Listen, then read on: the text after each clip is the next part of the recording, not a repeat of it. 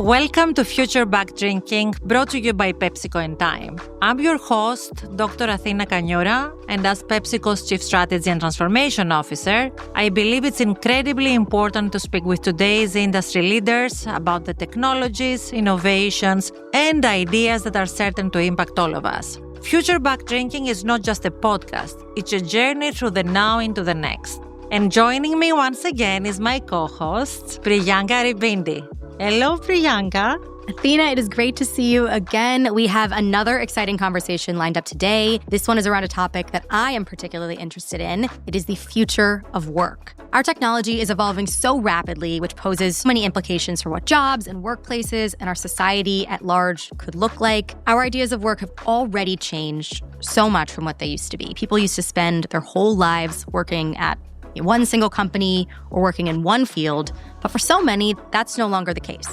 Athina, I'm really curious about your own experience with this. How has the practice of work evolved over your career journey? Yeah, and you bring very valid points about how technology has evolved the way we work, whether it is in one company or the others. I mean, let's take the example of hybrid, where many of even our PepsiCo employees, work 3 days from the office, 2 days from home. And this level of flexibility and agility that technology can give you is something that we've never had before. I mean, typically you would say, I have to be in the office 9 to 5 because I have a desktop. Maybe you can bring your laptop at home. But, there was some inflexibility in the working model, right? And when you would have to meet customers or partners, you would have to fly there. Mm-hmm. So definitely I would say that's work that works. That's something we are using in PepsiCo, is something that is very deeply rooted in allowing the employee to work through an environment and through the means of technology that can unleash his or her full potential. Yeah, it's exciting evolutions, and I am looking forward to digging into more about this with today's guest, Ravi Kumar. Ravi Kumar is the CEO of Cognizant, one of the world's leading IT services firm. In 2025, Time named him one of the 100 most influential people in AI. He began his career as a nuclear scientist before transitioning into leadership roles at Infosys, Oracle, and PricewaterhouseCoopers. Today, he is recognized globally for his visionary approach to technology, talent, and business. Beyond the boardroom, Ravi is passionate about expanding access to education and investing in community development, reflecting his deep belief in the power of learning to drive opportunity and societal progress. Here is our conversation. Hi, Ravi. Thank you for joining us today. Thank you for the opportunity. We like to start things with a very quick cheers. Sure, of course. Cheers. Cheers. Cheers. Ravi, because as a CEO, you have been trying to keep up with many challenges. So we would like to hear from you. How do you experience AI and other kind of technologies changing the landscape? Thank you, Athina. Thank you for the conversation today, and thank you for the partnership. First and foremost, I think the conversation has gone from what does AI do to how do you get it done? Enterprise CXOs are looking at the value chain and looking at what should be centralized and what should be decentralized. Stuff like subscription services, infrastructure, standards, and a lot of work around human capital. I mean, what does this technology do? How do you embrace it to amplify the potential of human? I mean, the technology by itself is not just an automation tool. It's a tool for reinvention and reimagination of a function, of a process, of a workflow. So applying this technology to old processes is going to not give you results for the future. You will have to use the technology to reinvent and reimagine an enterprise process. So there's a lot of work around it. One of my favorites is context engineering. The fact that this is a technology which is not just a tool, it's also a technology which is going to be used for action because it's going to be agentic capital. It is going to actually work alongside human capital. You should also look for opportunities to create the interplay between human and agentic capital. And that interplay is going to be very important because you will have to create a level of harmony between human work and machine work. So there is quite a bit of this which we've been working on. And the context engineering piece is when you have agentic capital, how do you get the hustle of the company embedded into the AI? I mean, working in PepsiCo is going to be very different to working elsewhere. How do you embed the culture of the company into the agentic capital? How do you teach AI to be a part of your team? So we take the tribal knowledge, we take the workflows, we take the access rights the agentic capital has, we weave it into the LLM so that the agent on the other side is a contextual agent and not a generic agent. So all of these are aspects of actually making AI enterprise grade. And I think it is understated today because a lot of the AI you see today is actually consumer grade. And as you actually transition to more value upstream, you're going to actually see quite a bit of system integration work in partnership with global clients. Just to zoom out a little bit about the work that you're doing, can you tell us about when a CEO calls up, what are the major problems that they are dealing with that you then are deploying this technology to kind of help them solve? So it's a double engine transformation. It is on one side a productivity lever. On the other side, it's an innovation lever for new products and new services. So you have an opportunity on both sides. Productivity has not improved in enterprises for the last 25 to 30 years. And that's because technology has not really amplified the potential of humans. It's actually replaced humans in many ways. So there are companies and CEOs who call me to say, can we actually reinvent or reimagine a process? I mean, process and functions in an enterprise have actually evolved from the Industrial Revolution. Mm-hmm. And the only time we had disruptive, game-changing technology was the digital technologies, which kind of actually disrupted the front office. The middle office and the back office have evolved. I mean, how you do accounts payable, how you do accounts receivable, how do you do supply chain management, how you do procure to pay has evolved over the years, but it's not been revolutionary. This is a technology which will diffuse in every part of the company. So when I had a chance to work with corporate CXOs, I actually talked to them about reinvention and reimagination of a process versus taking a path of agentification. I mean, agentification is only a journey. The real outcome is about reinvention. And that's one side of the story. The second side of the story is most CXOs have actually looked at software development cycles. This is a technology over the last 2 or 3 years. The single biggest use case for this technology is writing code, being a part of software development cycles. At this point of time, 25 to 30% of it can be written by a machine. So how do you increase productivity in an enterprise using this technology? So it's a combination. It's a double engine. On one side, you have productivity. On the other side, you have innovation of new products and new services and better experiences. And Athina, I know obviously at PepsiCo, innovation is so much of what you focus on. Are these similar things that you're working on every day? Yeah, no, for sure. What Ravi says resonates a lot. As we are thinking of end-to-end processes, reimagining our processes, you mentioned some of them which are very critical for us. Order to cash, procure to pay, forecast to schedule. These are major processes of how we run the business. And therefore, embedding agentic AI to those processes and pretty much re-engineering those processes is a must-have if companies want to be both efficient, effective, but also drive for growth. Absolutely. It's a double engine. And on one side, you have cost and efficiency, as you rightly pointed out. On the other side, you can enable it for growth. Yeah, totally. So we'll pivot a bit because you have been very passionate about empowering humans, right? And we know very well that this technology is very different from the previous industrial automation, especially in manufacturing. But it does require different career paths. It does require people to learn differently. So talk to us about lifelong learning and how do you see career paths evolving through the power of these technologies? Absolutely. I go back to the Industrial Revolution. The template of work and education was a very linear template. We went to schools, learned for the first 25 years, then we probably worked for the next 40, 50 years, and then we retired. It's a linear model. That linear model was at a time when the clock speed of businesses was very slow. The clock speed of businesses is so high now that you need a non-linear template. You need to intertwine work and education into workplaces.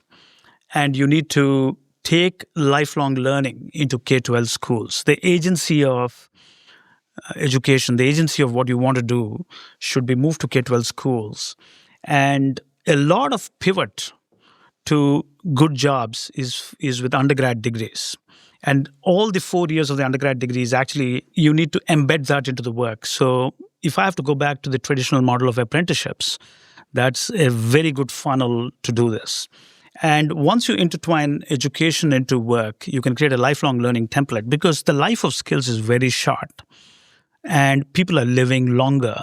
So you might actually have 2 or 3 professions in the same life. So the ability to have those learning resources integrated, but actually create the culture of lifelong learning in K-12 schools and build a frame of apprenticeship where a 4-year education is a combination of apprenticeship and university resources, I think is the way forward. That's a template I would look for. I mean, I almost say learn, unlearn, and relearn in a workplace with educational resources embedded into your work. Something I found really interesting, you've talked about non-STEM disciplines and how those will become more valuable going forward, which might actually be a little counterintuitive to some people who are approaching this. They see technology evolving and thinking, of course, STEM. I would love to hear you talk a little bit more about why you think that is. Yeah. That's a great question. I mean, what's happened with this technology is, so far, most technology disruptions, humans wanted to understand machines.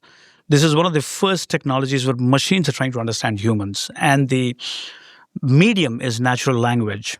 So workplaces were all about solving problems. And that was the human endeavor. With machines assisting humans, the next human endeavor is going to be about finding the most purposeful problem you want to solve. And if finding problems is the next human endeavor, you need a diversity in workplace. Problem solvers were very STEM related.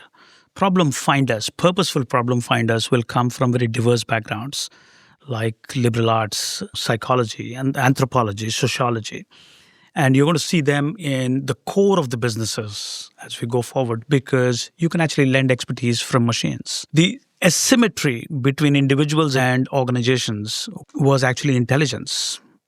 And intelligence is now going to be available at such a low marginal cost that is no longer a differentiator anymore.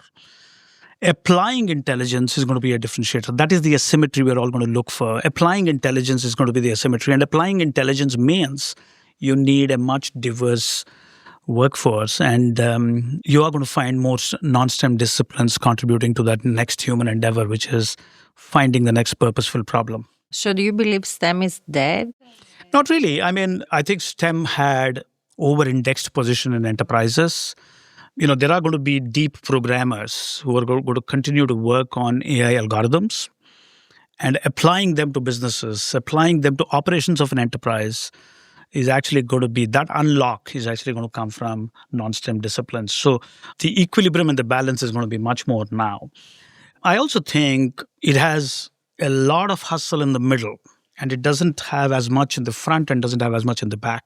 On the front, you're going to see purposeful problem finding, conceptualization, critical thinking, and all of it. On the back, you're going to see validation and verification services because a lot of things we consume will be assisted by machines.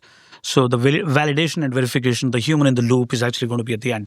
Oh, it is very, very interesting. Yeah.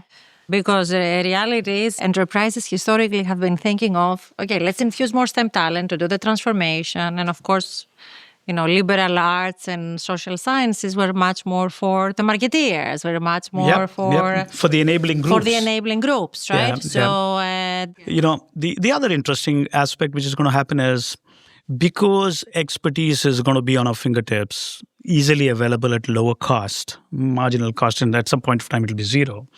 And if that's the case, are you going to give a premium for expertise or are you going to give a premium for interdisciplinary skills? The reason why I think interdisciplinary skills will play an important role is if you're a technologist, you're going to get some premium. If you're deep in a domain, you're going to get some premium. If you have skills at the intersection of the two, which is primarily if you're a marketer with computing skills, if you are a biology major with computing skills, you could actually crack drug development cycles. If you are a history major with computing skills, you could be a futurist.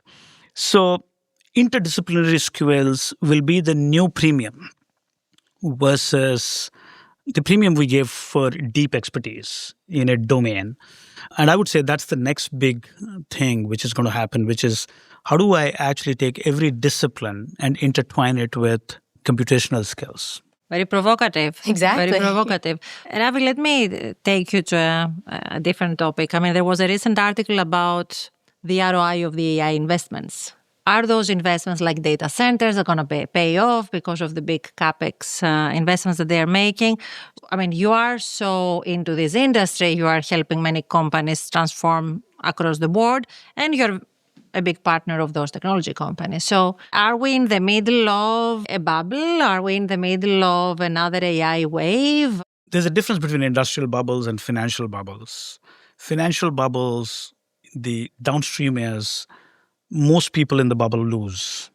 In industrial bubbles, the technology endures. Some players lose. If you go back to the internet, the company which put the most money was Global Crossing, which put a lot of undersea cabling. It went bust because it overestimated how fast internet is going to be embraced. The technology endured, but the players bursted out. So this is an industrial bubble where the technology will endure. Now, what's going to happen is the thesis of it is there's going to be consolidation, and the distribution network you're going to build is going to be valued. The IP is going to build over a period of time. For businesses, it has to actually be economically viable on day one. And that's why it takes longer for businesses to embrace, because there is no capital in between. You need an ROI, as you rightly pointed out, for every use case. So I do believe that this is a unique opportunity for reimagination and reinvention we spoke about. And it will be a very powerful business case. The marginal cost of consuming it is going to be much less. And as the value gets to the front, we are going to see it going to be a viable, economically viable thing. But this is an industrial bubble. I mean, industrial bubbles are good. The last time the biotech industrial bubble happened, we got a couple of, life-saving drugs. So is this a bubble? It looks like one, but the good news is it's an industrial bubble and not a financial bubble. Yeah. Well, which is very encouraging for many of the people who are investing in AI. And the durability of the technology as well, to your point, because these are huge investments that this industry has never seen before. Yeah, it's exciting to hear you, kind of give this bird's eye view. I want to zoom in and ask both of you, actually, for workers on the ground, what practical steps do you think that employees should be taking to sort of upskill or stay up so they aren't left behind with the new technologies that organizations are introducing that are being rolled out all the time? So I think I have been talking for the past 2 years about setting up Digital and AI Academy for the organization, which is about lifelong learning, as Ravi has said, but more importantly, on-the-job training. Yeah. Because the employees need to experience AI in the natural environment. You are a truck driver, you need to see it while you do the engineering on the car, while you talk about health and safety, while you drive and you want to do route optimization. So embedding AI in everyday tasks and then amplifying the experience and making it better and making it easier and making it much more interactive is what we have been trying to do. And that's why I think, as Ravi said, this time around is not a threatening technology for the employees. It's a technology that they want to embrace because they do feel their job being much better than what it used to be. So absolutely, we are very supportive, and we have been for the past 2 years doing on-the-job training in every facet of the employee base that we have in the organization.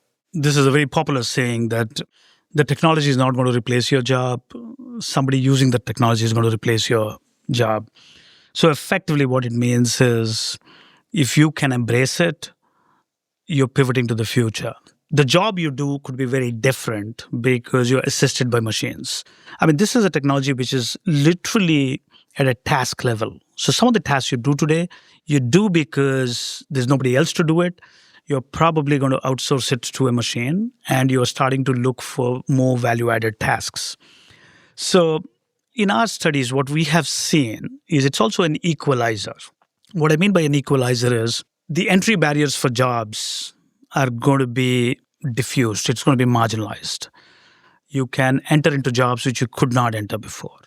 The gap between occupations and the gap within an occupation is actually going to shrink. And that's very important. You have to incorporate AI tooling into your daily work routines. That is the only way you can embed it. It is not a side thing. It has to be embedded into your daily routines. And the culture, Pepsi does that very well as well. We work on a variety of platforms which are applied on software development cycles, which are owned by you completely. So I think it is a technology which will be an equalizer. In fact, one of the other stats I had, which is an interesting stat, is the top 50 percentile of my developer community got 17% productivity. The bottom 50 percentile actually got 36% productivity. So it kind of took the bottom up and it kind of took the top up. And it allowed the bottom to actually move up much more. To become closer. To get closer to the average. Yes. So it's a fascinating thought. I don't know whether that's going to sustain for a long term, but at least at this point of time, that's what the community within my team is experiencing. It's a tool for amplification of your potential. If you see it that way, you're going to benefit significantly. You should embrace it with a sense that it's not replacing you. You should embrace it with a sense that it's going to increase your productivity. You can do things which you could never do before. No, I echo what Ravi said. It has to be embraced as if it is in the natural way of doing things. So the way you decide in the morning what to do and what to eat and what to wear and where to go, AI is becoming part of that daily routine, right? It's I have 2 sons, 16 and 13. They use AI in everything they do. And now... They probably use more than us. Much more than we do, for sure. But also I see schools embracing it now in the States, where they finally have decided and they have understood that it is a great means of education, communication, but plus also enhancement of knowledge. So I do believe that from, to your point, K-12 education is going to be super important for this next generation of workers and employees. I do feel there is a big gap in universities right now, bridging that K-12 till the workforce. Therefore, that gap currently is being bridged by companies like Ravi's, companies like mine, that we are giving this ability to the employees to create these enhanced experiences. But I do believe that we're just scratching the surface of how AI is going to truly redesign the way we run businesses and how we learn in the future. I do have one question before we go to the lightning round, because you keep talking about decision-making approaches and you talk about gut, data, gut. So maybe you can elaborate. Here's what exactly you mean by gut, data, gut. I happened to build this theory. I started my career as a scientist. I was a nuclear scientist, and then I thought this pace at which science was moving was less than the pace at which technology was. So I switched to technology. And now I hope technology can actually contribute back to science, because you could use technology to understand human DNA, material sciences and stuff like that, which you can do with AI. So coming from that background, every time we see a new thing, a new experiment, I've always had this philosophy that the first 30 to 40% has to be gut. And the gut will come from intuition, your experience, your ability to connect the dots. And the next 30 to 40% has to be powered with data. It should be layered with data. And after you get to 60 to 70%, you cannot actually continue double clicking on it with data, because then you'll miss the bus. So you then switch back to gut. So the ability to continuously build the gut template for new things has kind of worked for me. You can stay ahead of the curve because you're not going all the way to the 100%. You're not just doing on gut, you have a science behind it, therefore there is data on it. And it's just a thing which I have a mental model around it. Okay, so human intuition is still very important. Human intuition, the first 30% to 40% is that. And then you layer it with data, and then you don't want to miss in a high clock speed economy, so you switch back to gut. Amazing.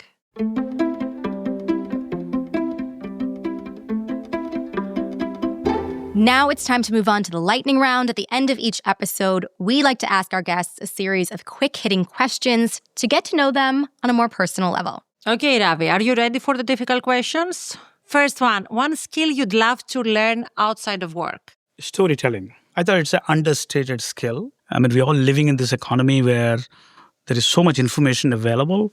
So storytelling is a unique differentiator. I kind of undermined it growing up when my grandmother used to tell stories or my mom used to tell stories.